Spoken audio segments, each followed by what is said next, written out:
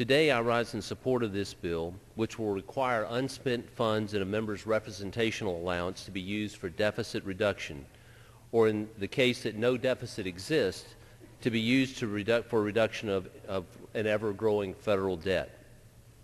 Just as we expect households to manage their budgets well and reduce personal debt, the federal government must be prudent in the use of taxpayer dollars and make diligent efforts to reduce the annual deficit and ultimately the federal debt. This bill is one small step toward achieving that purpose.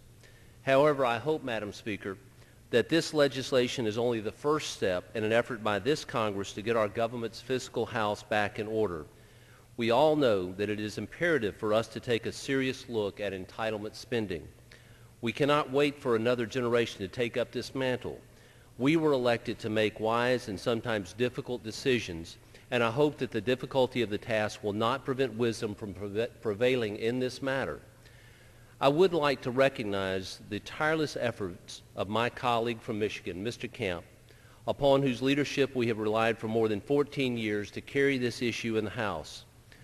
Last year, it was Mr. Kemp's provision in the legislative branch appropriations bill that required the return of unspent funds to the Treasury for deficit reduction, and I know that his efforts paved the way for this measure to come before the House today.